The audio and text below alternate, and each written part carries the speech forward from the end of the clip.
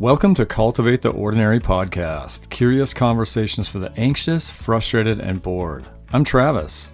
And I'm Jessie.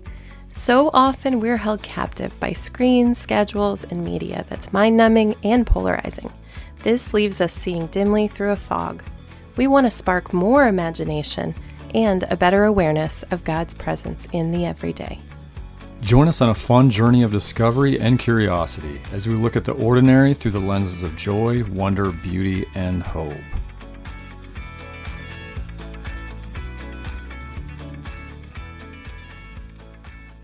Before we get into today's podcast, where we will more conversationally introduce our guest and good friend Steve Smith and let him tell us more about himself, I wanted to say a few more opening words about his bio. Steve has pastored churches in North Carolina and the Netherlands. And then later on, Steve with his wife Gwen founded Potter's Inn, which was a nonprofit ministry for leaders in ministry in the marketplace to gain resources, training, and immersive experiences in soul care. Later, founded the Soul Care Institute, which allows for immersive retreats and then a curriculum-based program for soul care transformation. Steve has also authored numerous books on the topic of soul care and related things within spiritual formation. Definitely some amazing books to check out and other curriculum, which we will share as links in the show notes. So Steve is drawing on a wealth of experiences and insights to take us into the world of soul care, describe what it means to care for our souls, and then take us into why we all need to lean into the space personally and through our faith communities.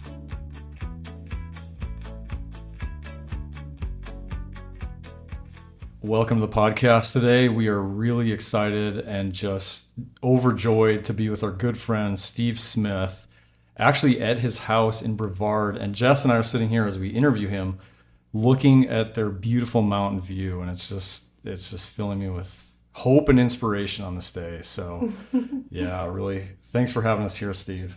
You're welcome. I'm glad to have you. Good to be with both of you. Good to be with you. I think I just saw a white squirrel. Oh yeah. So if you don't know the city of Brevard, North Carolina, it's known for its white squirrel population. Well, we're also known for the Pisgah National Forest. This is true. There's many things we're known for, and now I'm a resident. But we're surrounded. We're in a little mountain town, about 7,000 people, 45 minutes from Asheville, cocooned by the Blue Ridge Mountains and the Pisgah National Forest. So it's a wonderful place to live. It is breathtaking. And every time we've been to Brevard, to me, it has a little bit of feel of Durango, Colorado. I mean, maybe that's a bad comparison, but just, not quite the spectacular Rockies, but it is, just peaceful. It's good to have you here in my home. Mm-hmm. Well, and last thing I'll say before I introduce you a bit more of some of your background and what you bring vocationally and other things experientially into this podcast. Steve has a podcast called Potter's Inn Soul Care Conversations. That's right. Which is an amazing podcast that's been around for how many years? We have 12 seasons of podcasts, 154 episodes. Wow. And then listeners all over the world. Jess and I have been really enlightened and inspired by the podcast. And so to get to interview Steve on our little homegrown, homemade podcast feels like I'm parked next to a Ferrari with my VW bumper. Well, I am no Ferrari. I'm a rusted out Jeep. Oh. Well, this Jeep has been on some adventures, so we're going to hear some of that. So getting right into this, Steve, and he'll expound a little bit on this, but Steve comes from the pastor world, going back to pastoring churches, and then his journey led him into the soul care world, and then starting a nonprofit, the Potter's Inn, and the Soul Care Institute, which maybe he'll talk about a bit later. And he did that with his wife, Gwen, and they've had retreats through the years and really, really been a huge voice in the landscape for soul care, especially for evangelicals that, a lot of this sounds so different and foreign and kind of making it the language for even Baptists. So Steve, if you want to add anything more just briefly about your background, your family, anything else you'd like to say. Yeah. Well, I was born in the church, and there really hasn't ever been a time in my life that I knew life without the church. So the good, the bad, the ugly of all that brings, and the story. And then when I was in college, I had a really dramatic encounter with Jesus on the college campus of where I was going to university. And even though I was raised in the church, I think it's fair to say I knew the church, but I didn't know Jesus. And I think, sadly, that's how many people today who share the culture of the church, talk church, do church, go to church, act like church.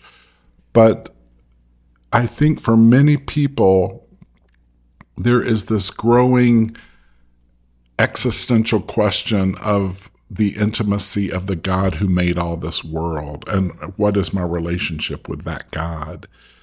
And so that's been my journey. And so we exited the church after kind of hitting the wall, and after working in the mega church in Durham, North Carolina, one of the largest Baptist churches. In fact, now it is the largest Baptist church in the state of North Carolina, the Summit. But when I was there, it was the foreshadowing of all that. We were already a large church, 4 worship services. Gwen and I had 4 small boys. It was church, church, church, funerals, weddings, preaching 4 times on Sunday when I was your age, Jess and Travis. And so we just didn't know what we were doing. As I look back on it now, I think we were intoxicated by my vocational pursuits, my search for my identity, where do I belong? But I just remember having huge questions in my heart, like, do I really fit? And so it was in 1996 that I was introduced to a man named Willard, who was leading a retreat for 12 broken, messed up, imploded pastors out at a Catholic retreat center in Sierra Nevada near Los Angeles. And I had just a moment of clarity, a moment of, oh, so this is what it's all about. I had been to college, I'd been to seminary, I'd worked on my doctorate, but I had never really made the connection that I had a soul, and my soul was very, very sick. And in order for me to live the life that Jesus described as an abundant life, I needed to get healthy. And I think all of our listeners can identify that there's probably some unhealth in all of us. There's so much knowledge now to help people understand this. But as I was coming along, it was like duty, it was like obedience, it was like deny yourself.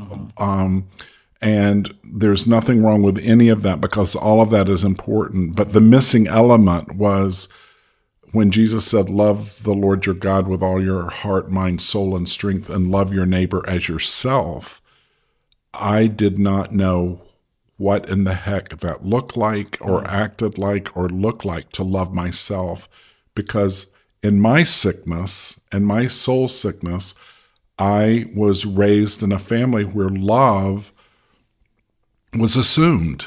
You just assumed you were loved. I don't have a recollection in my dad or with my mom of being told. It's just like, you're loved, you're a Smith, and let's do the right thing and make the right choices.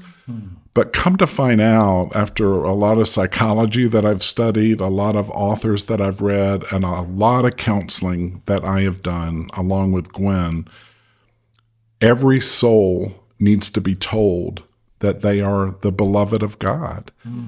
And I have been on that journey, and I've never left that journey. I think it's the most important journey, especially in this politically divided, racially charged, climate changing world that we're living in. Wherever you are on that spectrum, is that we can't get to second base or third base or fourth base, and we definitely can't score home runs until we get to first base. And the first base of all soul care is understanding that I am loved, that God's delight is on me. And here we sit in the beautiful mountains of the Blue Ridge and wherever you're listening from us. But there's just a verse in Ephesians that Paul says, before the mountains of the world were formed, I had you in mind. I had settled on you as the focus of my love. That's kind of like pull the car over, stop a minute, and think about that. Yeah. Wherever you are, if you're on the beach or if you're in a boat listening or you're in a car, that the focus of God's love is not on geography and definitely not on a building made by brick and mortar called the church.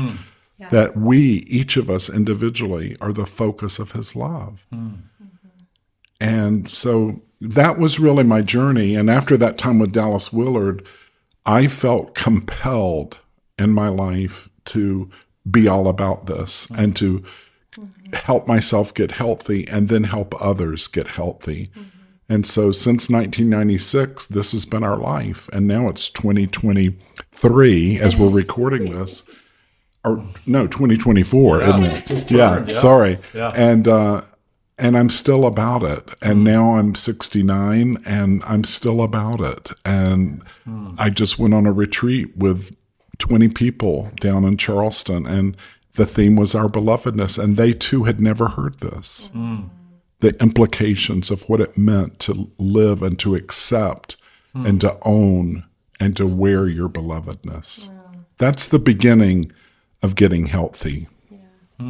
I absolutely have always loved your emphasis on what it means to spend your whole life understanding that belovedness, and I listened to your story, the way that you said intoxicated with your ministry, and good things, but wonderful the speed things of going towards these things with thoughts, ideas, being kind of in this theological headspace and just doing the right thing. But what it sounds like is when you burned out, when you went to go spend time with Dallas Willard, it's like that speed, you were able to slow down that pace and drop down kind of into understanding your heart and like what was missing. Like, oh, I didn't understand how loved I really am.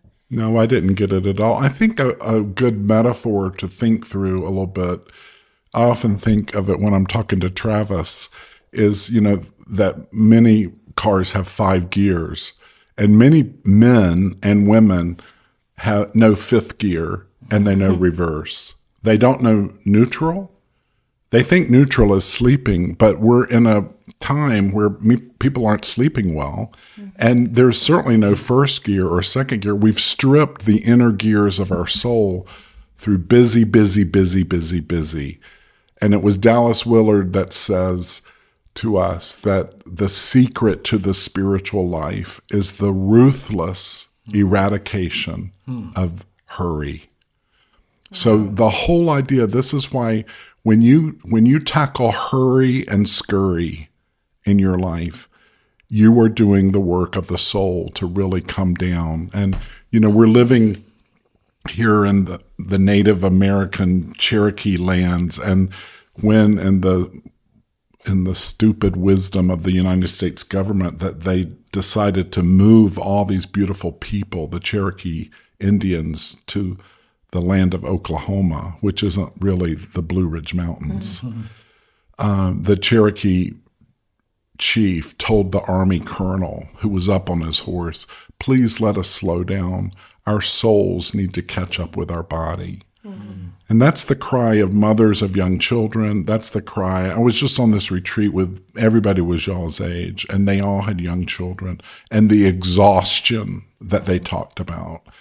Sleepless nights and get up, go, weekends, can't do Sabbath, poopy diapers and throwing up kids and angry bosses, and get out there and do it again. Another day, another dollar, get up, And it's just like this, the deal about this is that soul care is not an option. It's not an add-on. It's not like perfume that you put on or cologne for a man after you've already taken a shower. If this is not an extra, this is the fundamental first step to get out of our hole that we have dug and that we've fallen into, is learning how to value and honor our soul, which God is madly and passionately in love with. Graham Greene, the writer, talks about there's a virtue in slowness that we've lost. Hearing all of this, my question to you, with all of your insights and experience, talking to pastors and people of all different vocations, and like you said, moms and everybody, is what do you feel? And it's maybe different for everybody in this case, but there's kind of the sense for some of us that to slow down, to get out of fifth gear takes us places. We live in a society, and the church celebrates this. You've said that well, that the intoxication of results as a pastor is an addiction that actually gets cheers, unlike other addictions that, okay, you need help. How can we actually support your addiction more, right? But there's kind of like, I kind of see it this way of where, so for some of us, we're just in a society of go, go, go, do, accomplish, do more. We must prove our identities all of the time, or we feel that pressure. So that accounts for some of the speed, for sure. And then there's some of us, and maybe it's the same people too, it's the slowing down and sitting still is risky. We have to sit with, or we think that we have to sit with our thoughts that scare us. Or what does it mean to actually be still because my mind is this? So, unpack a little bit of like, what do you think also is behind us not wanting to slow down? Well, I don't think we know how. I think our culture has shaped us to be earbudded people.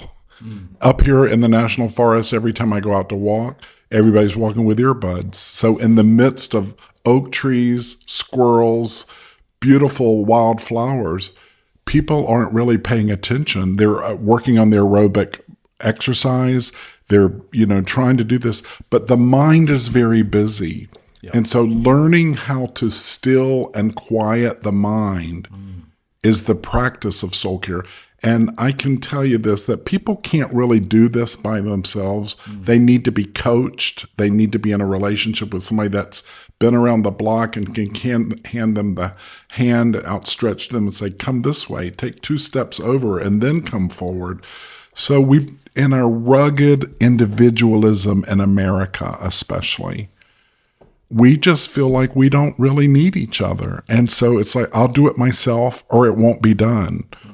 And then we're involved in many, many churches that are led by, sadly, unhealthy pastors that haven't done their inner work. And so they're serving up what they think is right, but it's kind of, there's healthier food to be served even in the church. And so our work has really been a lot with pastors and leaders and churches that have come to us when we lived in Colorado. And even now, a pastor is coming next week from Nashville. It'll spend a few days in an Airbnb, and we'll get together for a couple of hours every day and Travis talk like you and I do. Because he needs somebody to listen to him. He needs somebody to unpack his story to. It's like learning Chinese when you are learning the language of the soul. It's really that different. It's like, oh, I might know egg roll and I might know wonton, but I don't know much else in the Chinese than that. Can you give me a few more monosyllables? So our work has been really giving people the language and introducing them to what it means to care for the soul. Yeah, I love that. So take us into, you mentioned your time with Dallas Willard and beginning to understand your belovedness. And then you began this ministry out in Colorado called Potter's Inn.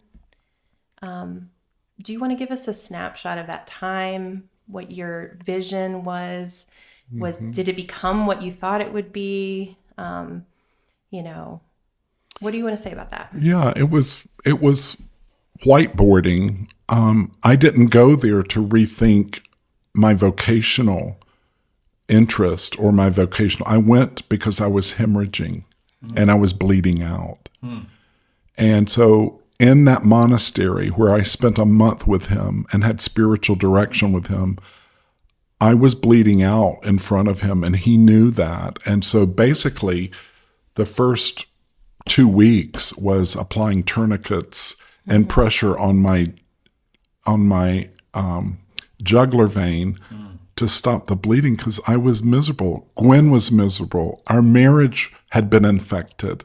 I was on steroids. I was running on adrenaline, the way many people are in our culture, trying to prove their identity, to prove that there's something, to be successful more. And that was coming out of unhealth because I wasn't healthy. I thought, well, then if I'm successful in my vocation, then I'll be applauded. Then I'll be affirmed. Then somebody will say, oh, Steve, I love you. And I remember that feeling when I would preach my heart out and people would respond. And in the Baptist church, people would come forward, and I was baptizing hundreds and hundreds and hundreds of people. But it was like being a meth addict. I needed more. And until I went into recovery, and that's really what that was. Going to Dallas Willard was like hitting a wall and going into recovery, a total lockdown monastery. And Dallas said to me, I want you to only, he asked me if I had a car there, and I didn't. And it was before Uber. And so I asked somebody who had a car, can you take me to a bookstore? Because Dallas said, I want you to go get a red letter edition of the Bible. And I said, why? And he said, because for you to recover, I want you to only read the red letters of Jesus for the next year. That will bring you back to life, Steve. So I went out to a bookstore, got a red letter edition of the Bible, which I still have right here. And I began reading the words of Jesus, and words that he said simply like this. This is in the Message translation, but he said these words to people like me, people like you guys, people that are listening to us. Are you tired? Are you worn out? Are you burned out on religion? Those are the 3 triage questions of soul care. Are you tired? Are you worn out? Are you burned out on religion? And then Jesus said, get away with me, and I'll help you recover your life. In 2024, with this election coming, with political discord, with that has busted open our families that we can't even talk about things because we're so angry and upset. There's a seething anger in the hearts of so many people that we've lost our civility, and we've lost the dignity of how to treat people, because we've lost that if you're red or blue or from Iowa or Kansas or North Carolina or South Carolina, you're red state, blue state, you're still the beloved. Right. You happen to be the beloved before you were red or blue. And I think if we can reclaim that, we could find our brothers and our sisters that don't speak to us and don't come to the family reunions anymore or Sunday night hamburger cookouts. We've forgotten, and we're going to need to go back to some of this to reclaim what we've lost. So the time with Dallas was recovery, and then I came home and told Gwen, we need to redo everything. We need to redo everything. And I apologized. I asked for forgiveness. I introduced her. She began her own journey of reading people that were outside the spheres of the Baptist church world, of the evangelical, like a book by Henry Nouwen that unlocked a great mystery to us that somebody had given us to read, and other things like that. It's just like we had to read other people, ancient people, people that were dead, but whose words were still alive, that showed us a step-by-step way of following what the Bible calls ancient paths. And Jeremiah says, ask for the ancient paths, and in them you'll find your life. And we needed to be able to do that. So going back into really unpacking just soul care itself, and for especially there's a lot of listeners who this is such a new sounding thing. I mean, there's maybe a sense of like, I understand caring for my soul, but it just still sounds mystical, foreign. I have no idea. It's still Chinese. So if you could start, Steve, by just giving us sort of your working definition, even of just basically what is the soul, and then take us into some practices and ideas around the care of the soul and your experiences. Mm-hmm. Well, I love the etymology of words. What do the actual words soul care mean? Well, soul is the whole person. Like, I'm looking at the two of you. When I look at you, Trav, I'm looking at your body, but in your body is your soul. Your body is the address of your soul. Jessica, that's your body, your good, beautiful face that's radiating all the morning light. Inside that body is the soul. And, I was walking down at Walgreens, the cosmetic counter, the women's cosmetic. I wasn't looking for myself, but I was headed to the pharmacy.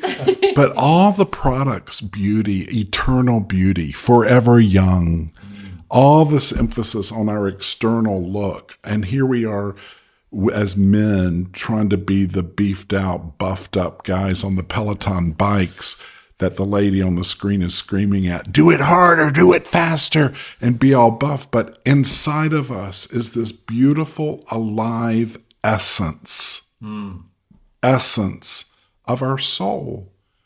And that's what God is crazy about, like created in the image of God. I like to think of it this way, that body and soul, the psalmist says in one of his poems in Psalm 139, we are wonderfully and fearfully made. We're a complexion of emotional parts of our lives, like how we're feeling, how we're doing, happy, sad, glad, mad, depressed, angry, exhilarated, joyful. Our emotional life and the richness of our emotional life is a big component of soul care. It's one component. Our physical life, how are we taking care of the address, the container of our soul? If we're not feeling well, we're not well. We don't make this dichotomy like, oh, I've got a cold or I'm recovering from COVID, but my heart is very happy. Right. No, it's if you're not feeling well, you're not doing well. And there's a connection that you teach your children, the foot bone's connected to the ankle bone to the knee bone to the leg bone to the hip bone. What we've forgotten in American spirituality is that everything is connected. So our body, our emotions, our relationship. Many of us, especially now in 2024, 25, we're just very lonely people. Loneliness is the new epidemic.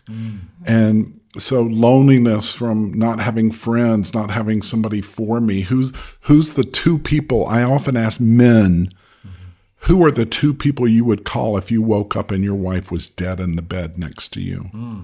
And many men can't think of anybody. And, I think women do better here actually than men on so many things and relationally. And so it's hard for us to confess that we're just not doing well relationally. Sometimes they're just broken relationships. I'm done with you. You're dead to me. We've cut off sections of our past and people in our present that give us a hard time. We think that's soul care. That's not really soul care.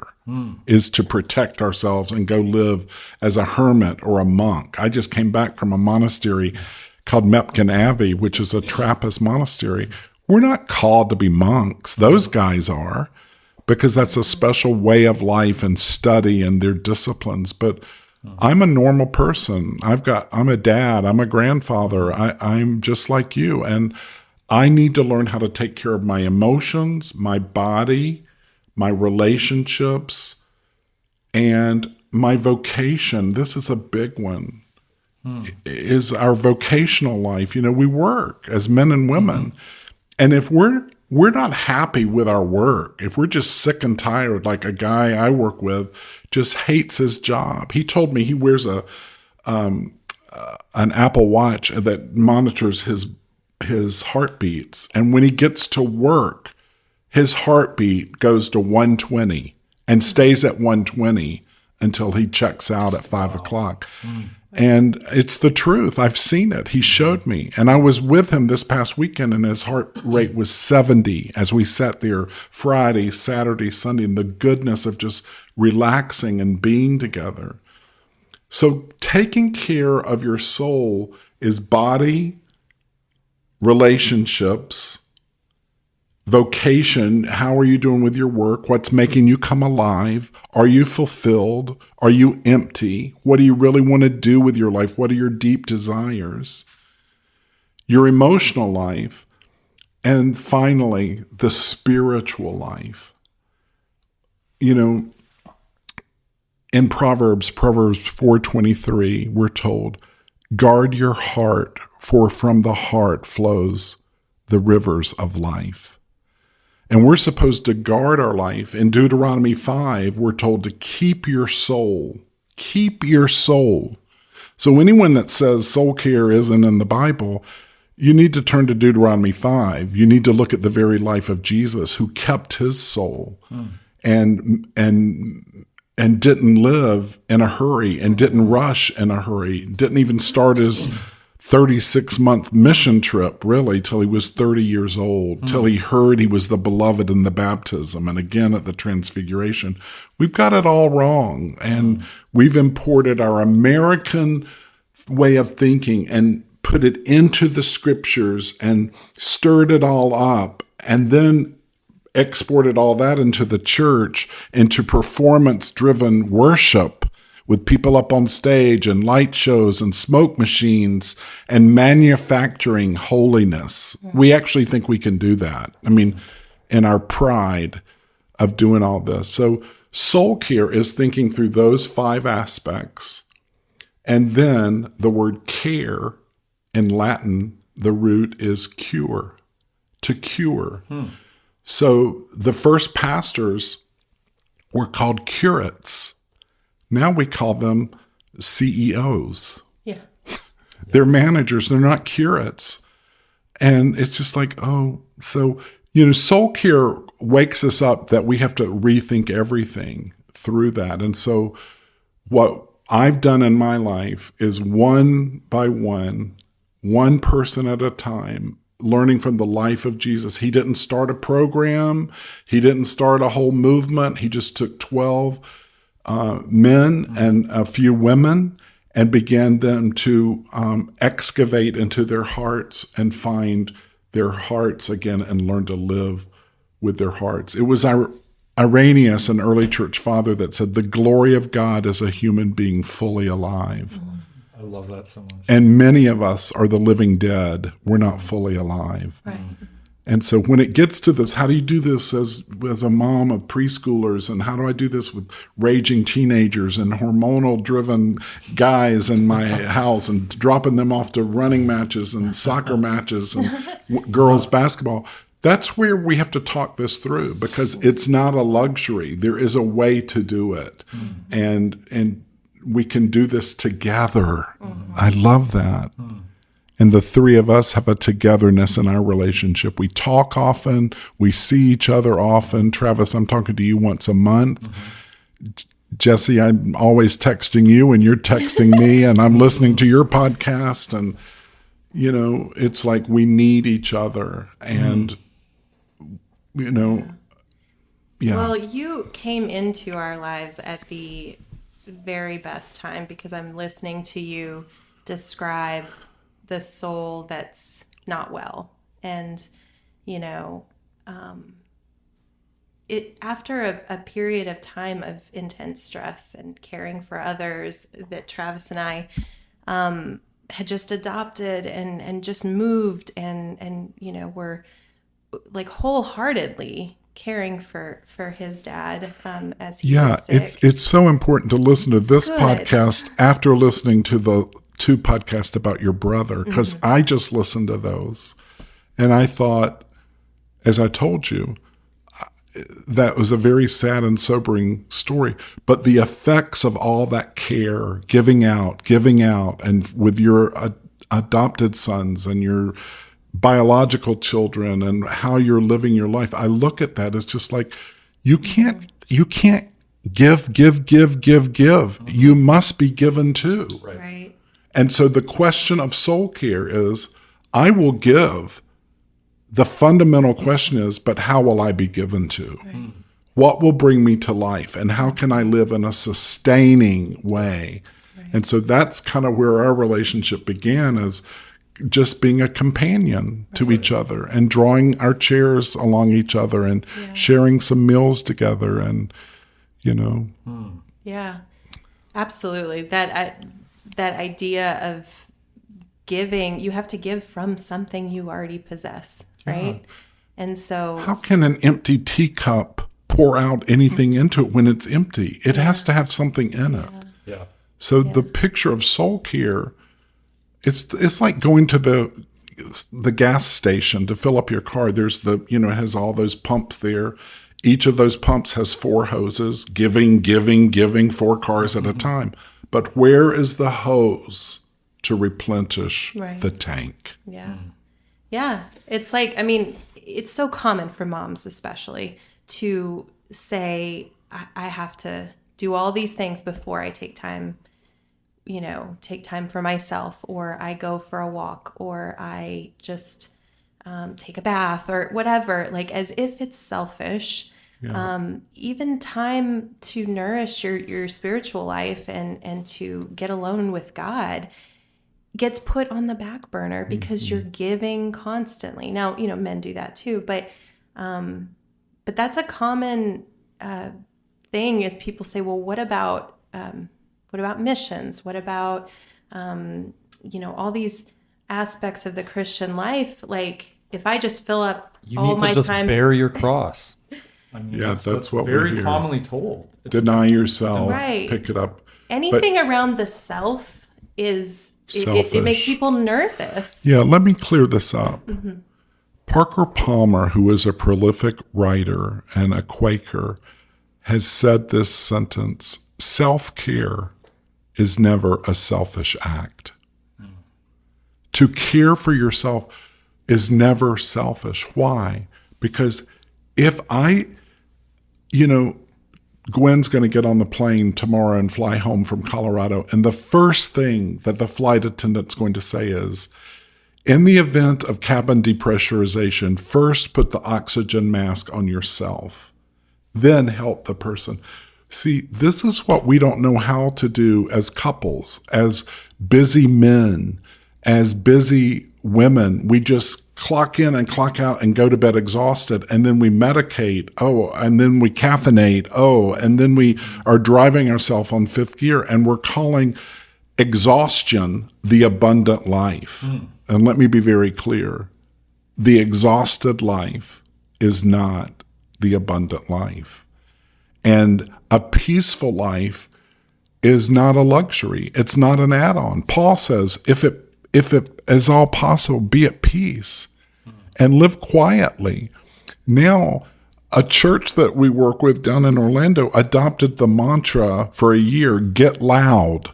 And I walked in and saw get loud everywhere. It's just like, oh, that's cute. And that's very socially influencing. And where did you hear that little mantra? Did you pay a consultant to come up with that and have T-shirts get loud? Because I don't think Jesus would say get loud. I really don't. I think a loudness comes out of an unhealthiness. Look at our politicians. Yeah. And we need to find another whole way of living. So we've talked about what soul care is. Steve, if you could now walk us through, what does it look like? I like to look at it like, building a deck onto your house, or, if you're doing a renovation. First of all, soul care is kind of renovation. Most of us who are hearing this are alive. We're in our 20s, 30s. I'm 60, in my late 60s. We're somewhere. So we've had some stuff put together. We've been building kind of our house, our bodies, our life, our career. But there has to probably be doing some renovation. When we moved in this house, you guys saw it. We renovated. We painted. And just thinking about a deck, there are these pilings that have to be driven into the ground to hold up the deck. So here's about 6 pilings that I want to offer that are just foundational and core to the essence of what we mean by soul care. The first one is establishing yourself as the beloved of God. This is about your identity. I think there's 3 core lies to every soul that is embedded in the soul. And they are, I am what I do, I am what I have, and I am what other people think of me. So there you go. I am what I do. What are you? I'm a doctor. I'm a lawyer. I'm a nurse. I'm a teacher. I'm a homeschool mom. Oh, I'm sorry. You're just a homeschool mom. I've got 2 daughters. And it's just like you lose your identity almost. So we live with this, and we're not what we do.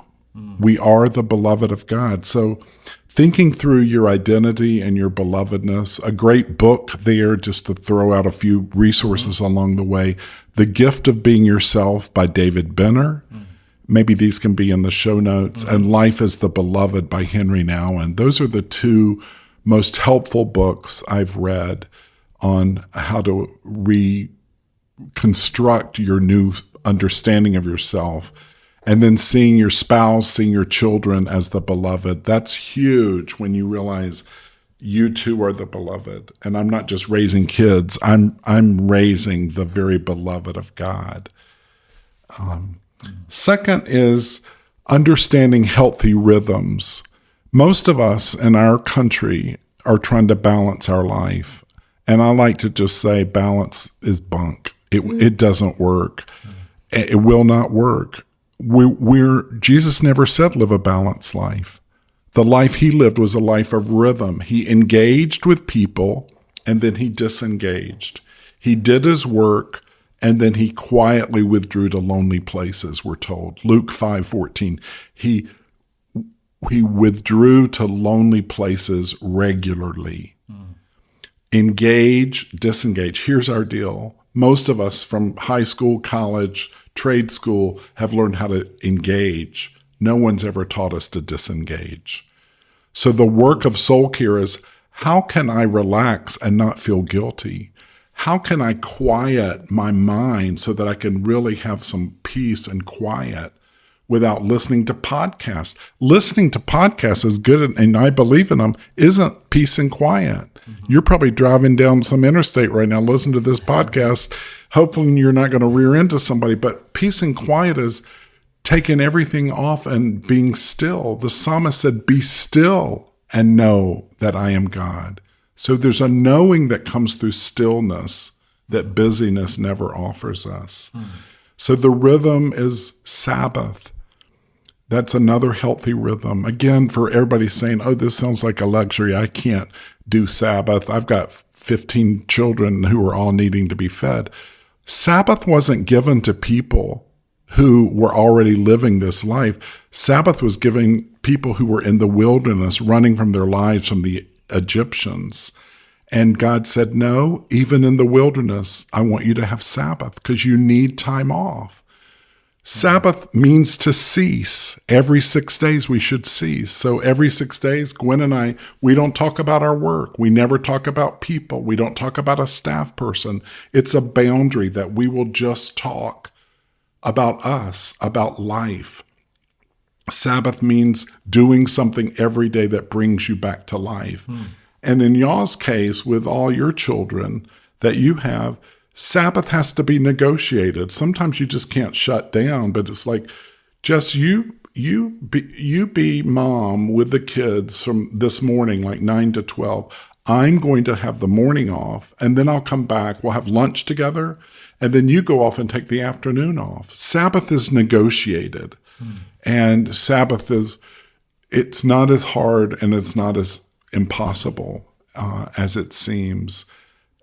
To us. It's just that it's counterintuitive, sadly, in our culture. So I think the idea of Sabbath and living in healthy rhythms has helped me to learn to say no, to live in my limits. Most of us feel guilty, and so we say yes to everything. But when we learn to say no, we're learning to say yes to ourselves and yes to life. And so this is so important no matter what stage. If you're retired people, I'm learning, are busier because they've got so many options to fill up their time with it. But how can that look? Another one is, I think if I could Travis and Jess, if we could interview all the spiritual writers, Teresa of Avila, John of the Cross, all, Francis, all these people, and line them up and say, where should we begin? What is the first and most important place to begin? With one voice, they would say, practice silence. I loved it at the monastery because there was a sign in our meeting room and it says, silence is spoken here. Wow. God's first language was silence. And we have forgotten that. And to be quiet, to listen to the still small voice. Silence is not reading Romans, doing a Bible study. I know this kind of smacks and slaps in the face, and it needs to, because we think we got this down, but we really don't. What we're doing is we're substituting other kinds of busyness into our quiet times rather than giving ourselves permission just to breathe. I think where we begin in practicing soul care, and Travis, you and I do this every time that we're starting our monthly conversation, but we just breathe together. You've had a busy morning, I've had a busy morning, and I said, okay, let's just do about 3 breaths together. Let's inhale, hold it, exhale, another deep one, try to get 10% more in. In fact, why don't you do it now with me? Just breathe in and hold it, and then slowly through your mouth, just breathe it out. We do that like 3 times. Just a big inhale. And what that does is that just connects your heart with your tongue, actually. Your tongue will go down into your heart and help you bring up what needs to really be said, rather than all this flighty, hyper stuff that you'll start, I'm doing this, and I've been 30 this, and I did that, and we just came back from this. That's not what the heart wants to talk about as busyness. The heart wants to talk about what's really happening. How are you doing with the life you are living? That's the beautiful question of the heart. So just doing some breathing. We did that on our retreat with these 20 people. It's just, we all sat in a room. This isn't woo-woo Chinese, going to hell stuff. Jesus breathed, and when we breathe, the Hebrew word is ruach, the breath of God.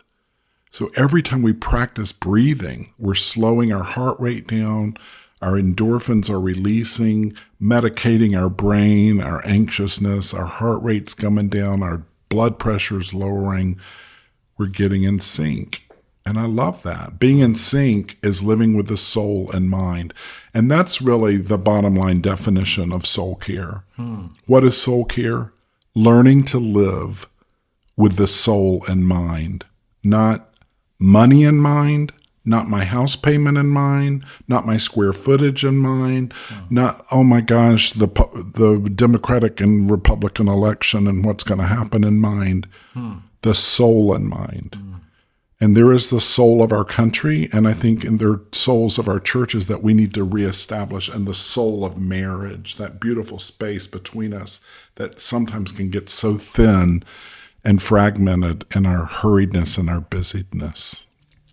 Yeah, absolutely. In many ways, that was 2 years ago, or a year and a half ago, I guess, when we first went on retreat with you at Oak Island on the beach. That fragmentedness, that busyness is where we were at, and just needing that rest. And something that we absolutely appreciated that you provided and we had not experienced before was using poetry and using kind of the cadence and the slower pace of simpler words to help us listen to the heart. So I was just curious if you might have a poem that comes to mind, something that you feel like embodies this idea of soul care, and share it with us. Yeah, thank you. I am into poetry because I think I've noticed at my church, is really wordy. It's a lot of words. They read a lot of scripture, Old Testament, New Testament, gospel. Then there's a sermon, and then we do prayers of the people and all of that. We go to a liturgical church. Less is more for me these days. And poetry is a way to say more in fewer words. So I've been writing some poems, and I wrote one this week, which, thank you, I would love to read. And it's really on that first plank of the new deck of our life, of our identity, and it's simply the belovedness. So let me read this for you, and you can put this in the show notes and people can have this. I'd love for you to have it. It's titled Belovedness. I have not always loved my essence. It's taken me years to accept my dust as beautiful, to agree to be the person I am is a long, arduous, and present journey. Agree with my limitations and my glory. Accept my ruin and my delight.